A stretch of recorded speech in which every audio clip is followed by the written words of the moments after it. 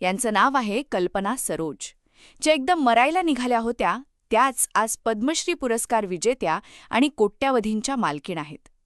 महाराष्ट्रातील अकोला जिल्ह्यातील रोपरखेडा गाव, दलित समाज, वडील पोलीस कॉन्स्टेबल. घरात शिक्षणाची आस होती.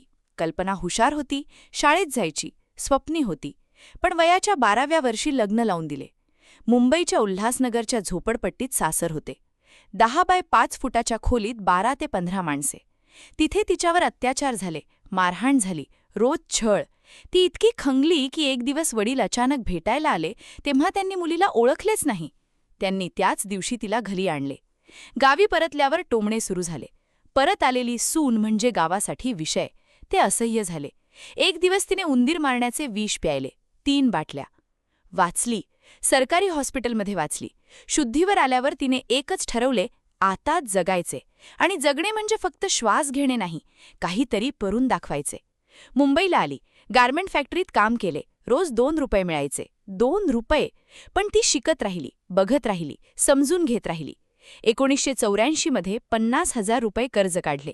शिवणकाम सुरू केले, फर्निचरचा व्यवसाय केला, रिअल एस्टेटमध्ये उतरली, जमीन लिटिगेशनमध्ये नाव कमावले. धमक्या आल्या पण ती डगमगली नाही. 1998पर्यंत तिचा प्रॉपर्टी व्यवसाय 4 कोटींवर पोहोचला होता. आणि मग आली कमानी ट्यूब्सची गोष्ट. रामजीभाई कमानी यांनी स्वातंत्र्यानंतर कुर्ल्यात 3 मोठ्या कंपन्या उभ्या केल्या होत्या. कमानी ट्यूब्स त्यातील एक. पण त्यांच्या निधनानंतर मुलांमध्ये भांडणे झाली. कंपनी बुडाली. कोर्टाने कंपनीची मालकी चक्क कामगार संघटनेकडे दिली. भारतातील हा पहिलाच असा प्रसंग होता.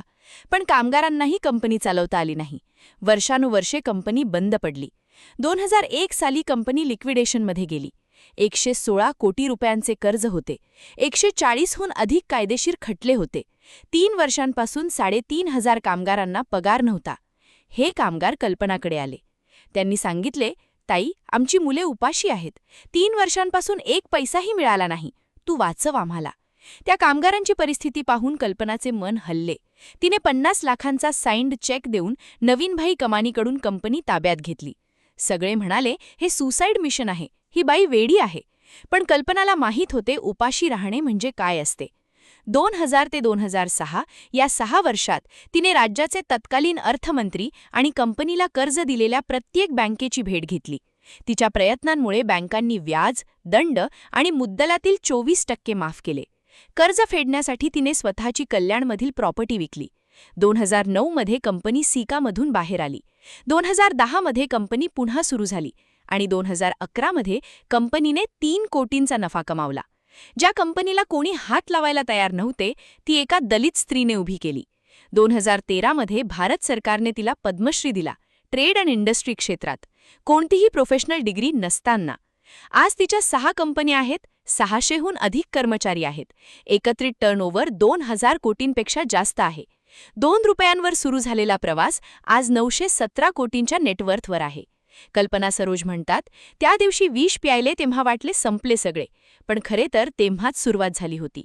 12व्या वर्षी ज्या समाजाने तिचे स्वप्न चिरडले त्याच समाजाला तिने सिद्ध केले की दलित मुलगी फक्त सहन करायला नाही जन्माला येत, ती उभारायलाही येते. हे नाव विसरू नका.